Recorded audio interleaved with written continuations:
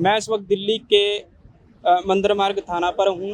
आज दिल्ली के जंतर मंतर पर भारत मुक्ति मोर्चा, ऑल इंडिया परिसंघ और जिंदरपाल गौतम जो कैबिनेट मंत्री रहे हैं दिल्ली सरकार में, और तमाम संगठनों का ईवीएम को लेकर प्रदर्शन था।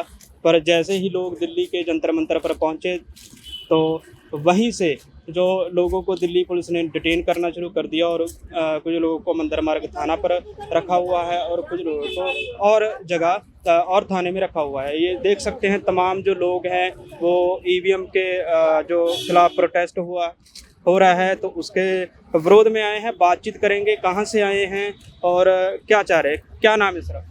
मैं जावेद अहमद, अम्बेडकर नगर, उत्तर प्रदेश से आया हूँ। और हम यहाँ पर ईवीएम के खिलाफ प्रोटेस्ट करने के लिए आए थे। और बावन मेश्राम के सपोर्ट में हम जो यहाँ पर आए थे लेकिन हमको प्रोटेस्ट नहीं करने दिया गया। हमारे साथियों को हजारों की तादाद में इस पुलिस स्टेशन में रखे हुए हैं और बाकियों को कहाँ पे छोड़े नहीं पता चल पा रहा है। और हम चाहते हैं कि हमें भी अंदर करने, हम खुद गिरफ्तारी देने आए हैं लेकिन हमको गिरफ्तार नहीं कर रहे हैं। आप गए थे अंदर पुलिस वाले? जी हाँ, मैं 2 बार जा चुका हूँ। तो बोल रहे हैं कि हम गिरफ्तारी नहीं लेंगे, तो मैंने कहा कैसे लेंगे, तो कुछ बोल ही नहीं रहे हैं। और हम सुबह से यहाँ पे खड़े हुए हैं कि गिरफ्तारी देने के लिए, हमारी गिरफ्तारी नहीं हो रही है। हम चाहते हैं कि हमारे साथियों के साथ हमको भी अंदर बंद किया जाए। क्या कारण लगता है आपको? आप इतनी दूर से आए हैं दिल्ली चलकर और प्रोटेस्ट नहीं करने दिया और आते ही पुलिस ने डिटेन कर लिया। ये सरकार ईवीएम प्रोटेस्ट से डरी हुई है, इसलिए हमारे प्रोटेस्ट को होने नहीं दे रही है, हमारे प्रोग्राम को होने नहीं दे रही है। इसलिए हमारे साथियों को अंदर बंद कर दिए, बाकी साथियों को बाहर छोड़ के रखी है। ये सरकार चाहती है कि ईवीएम मशीन से चुनाव हो, लेकिन हम लोग चाहते हैं कि ईवीएम मशीन से ना हो, बैलेट पेपर से हो। और बैलेट पेपर से चुनाव कराने के लिए जब तक ये सरकार और चुनाव आयोग मानेगा नहीं, तब तक हम रोड पर प्रदर्शन करते रहेंगे लगातार। क्या नाम सर आपका? मेरा नाम श्याम नारायण राजभरा, मैं डिस्ट्रिक्ट अम्बेडकर नगर यूपी से हूँ। क्या कहना चाहेंगे? आज ईवीएम के खिलाफ प्रोटेस्ट करने आए थे पर मंदिर मार्ग थाना के सामने खड़े हुए हैं। हाँ सर, हम लोग प्रोटेस्ट करने आए थे। हम लोग जंतर मंतर पर पहुँचे और वहाँ पर जो है वहाँ से हमारे साथियों को उठा डिटेन कर लिया गया था। पता चला कि यहाँ मंदिर मार्ग थाने पर जो है ले जाया गया है। यहाँ पर हम लोग आए और हम लोग भी गिरफ्तारी के लिए सुबह से करीब 12:30 बजे से करीब हम लोग ये कह रहे हैं कि हम लोगों की भी मतलब अरेस्ट किया जाए, गिरफ्तार किया जाए, ये था। और ये पुलिस वाले हम लोगों को मतलब गिरफ्तार नहीं कर रहे हैं। जी। कितने लोग होंगे लगभग अंदर? सर ये तो काउंट तो नहीं किया जा सकता, क्योंकि अभी हम थोड़ा लेट पहुंचे, वहां से आने में टाइम हमको लगा, इसलिए काउंट तो हम नहीं बता सकते कितना है।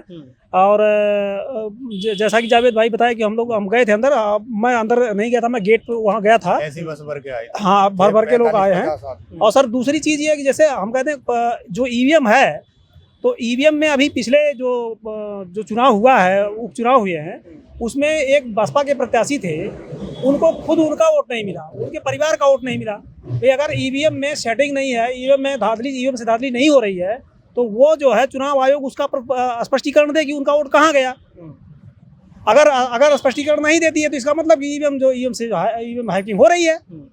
और अभी जो पिछला लोकसभा चुनाव हुआ था, 7 ऐसे लोकसभा क्षेत्र थे जहां पर किसी राउंड की गिनती में हारे हुए प्रत्याशियों का सेम वोट था 7 पर, और 7 पर जो है जो जीते हुए प्रत्याशी थे उस राउंड की गिनती में सारे प्रत्याशियों का सेम वोट था। तो ऐसा तो करिश्मा हो नहीं सकता बगैर ईवीएम की सेटिंग के।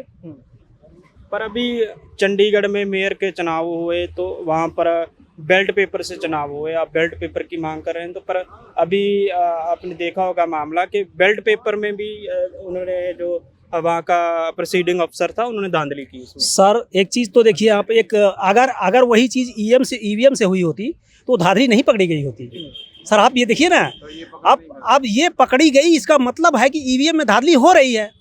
और अगर इसमें धांधली लोग करेंगे तो पकड़े जाएंगे। जिस तरह से प्रिसाइडिंग ऑफिसर को कोर्ट ने लताड़ लगाई है और उसके खिलाफ FIR दर्ज करने की सिफारिश की है, वो आदेश दिया है, तो ये तो लोकतंत्र की एक तरह से बहुत बड़ी जीत है।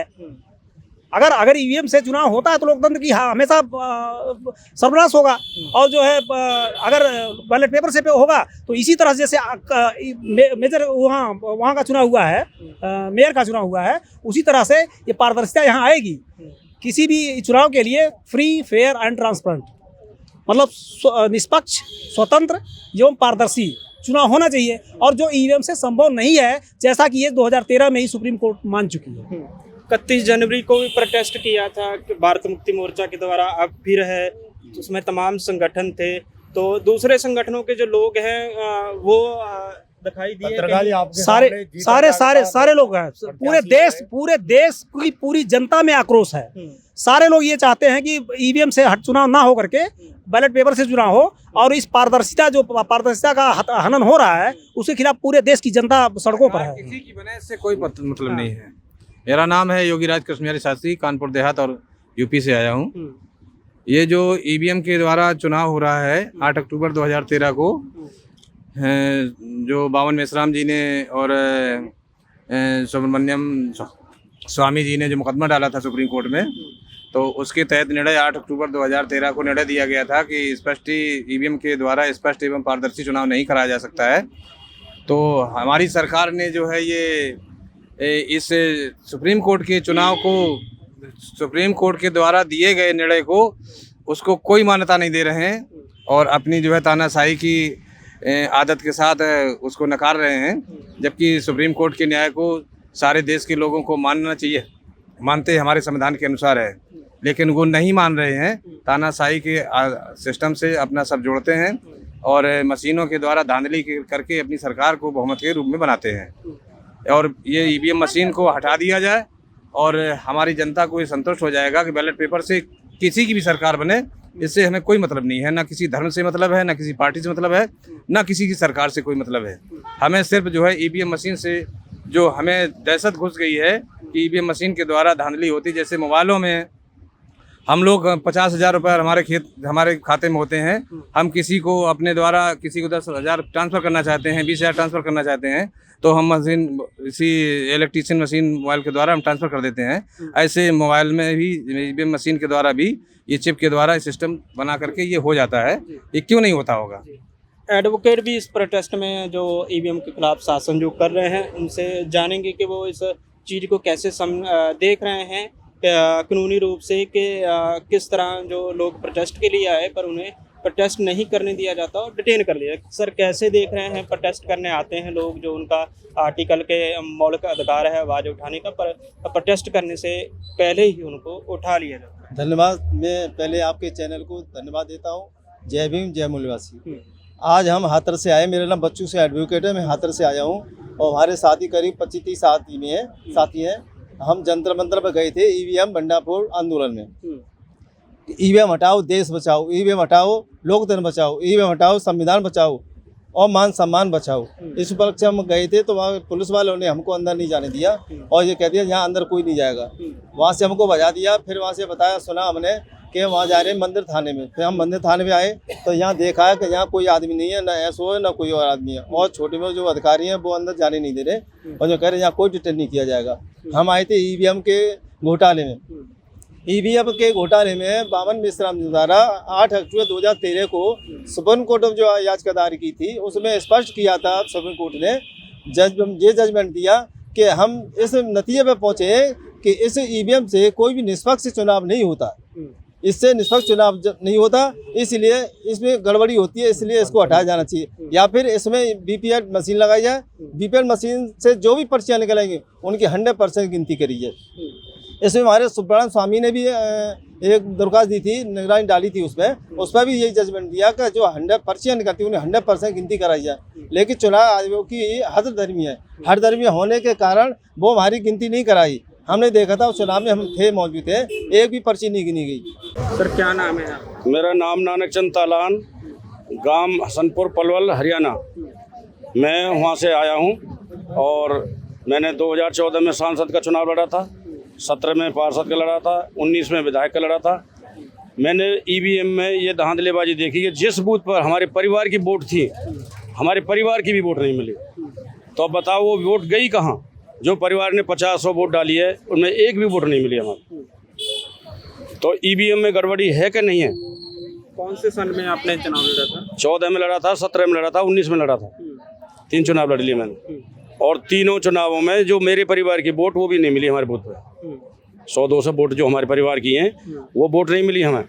तो ईवीएम में धांधलेबाजी है कि नहीं है, ये बताओ। मैं तो ये पूछना चाहूँ, धांधलेबाजी जब भी तो वोट नहीं मिली हमारी। यदि बैलेट पेपर से चुनाव होते तो हमारी वोट जरूर मिलती। हमारी वोट को कौन ले जाता? बैलेट पेपर थे हमारे आदमी, हमारे उसी में तो डाल खाते डिब्बे में। तो ये ईवीएम का जो मसला है ये बहुत ख़राब है। इसी से बीजेपी पूरे वहाँ सेट कर लावे अपने मशीन ने, उनको तो दिखाती नहीं है, 2-4 काउंटिंग पे पहुँचावे और वो सारी सारी गायब हो जाएं, और वो मशीन हमें पीछे दबा के जो जिताने वाली हैं उनके ही कैंडिडेट जीतते हैं। निर्दलीय लड़ जाते हैं। मैंने तो चुनाव, निर्दलीय को कोई वैल्यू नहीं है, कोई और पार्टी की वैल्यू नहीं है। जो ये करेंगे ईवीएम वही जिताया भाई, जो जिसको वो भर के लाएंगे। तो ईवीएम के खिलाफ आज हम यहाँ दिल्ली में आए धरना देने के लिए, यहाँ प्रदर्शन करने में। तो आज़ाद हूँ, किसी पार्टी के साथ नहीं हूँ, पर सभी पार्टी एक हैं। जब इसके खिलाफ आवाज़ एक है तो हम सब एक हैं। तो हमको ना वहाँ कुछ बोलने दिया ना जाने दिया, सबको अरेस्ट कर करके उनमें भर के गाड़ी में और अपने लिए गए इधर उधर थाने पे। अब यहाँ थाने पे आए तो यहाँ भी कोई सुनाई नहीं कर रहा हमारा, ना हमको अरेस्ट कर रहे, ना कोई हमारी सुनाई, ना कुछ। अब बताओ करें तो करें क्या? अब हमारा तो यही प्रोग्राम है कि जब चुनाव होगा तो हम भी यही मन बना रहे हैं, सबके साथ मिलकर ईवीएम यदि नहीं हटाते हैं तो इनको फोड़ तोड़ के और अपना करेंगे, जैसे भी लड़ाई लड़नी है, गिरफ्तारी देंगे, कुछ भी हो जाओ। क्या नाम है मैडम और कहाँ से आए? मेरा नाम अनीता बौद्ध है और मैं उत्तर प्रदेश जिला हाथरस से आई हूँ जी। दिल्ली में खड़े हैं, ईवीएम के खिलाफ प्रोटेस्ट करने आए थे, क्या कहना चाहेंगे? देखिए, आज 22 फरवरी को मेश्राम साहब के आह्वान पर ये प्रोटेस्ट जंतर मंतर पर रखा गया था। उसके लिए हम देश भर से कार्यकर्ता लोग यहाँ पहुँचे, लेकिन जब लाखों की संख्या में लोग यहाँ पहुँचे लेकिन उनको अंदर जाने नहीं दिया गया जंतर मंतर पर, वहाँ से उनको भगा दिया। और भगाने के बाद में बोला यहाँ पे कोई कार्यक्रम नहीं होगा और आप यहाँ से जा सकते हो। हमने कहा कि हम क्यों जाएं? आज हमारा हक अधिकार, हमारा संविधान खतरे में है और आप हमें यहाँ से भगाने की बात करते हो। तो हमने कहा कि हमें भी ले चलो, जहाँ सभी लोगों को डिटेन किया है तो हमको भी वहाँ लेके चलो, लेकिन उन्होंने हमको डिटेन नहीं किया।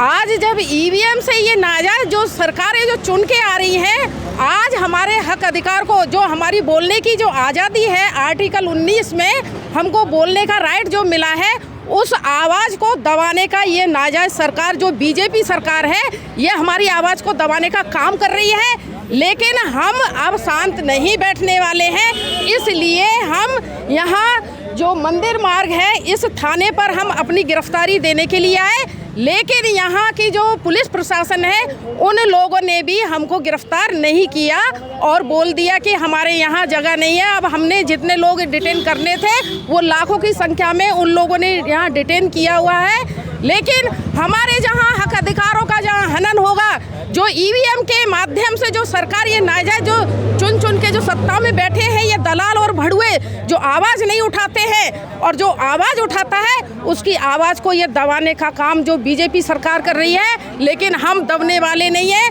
हम शांत रहने वाले नहीं हैं। अगर ईवीएम फोड़ने की जब बात आएगी तो हम ईवीएम फोड़ेंगे और फोड़ने में हाथरस में अनीता का सबसे पहले नाम होगा। ईवीएम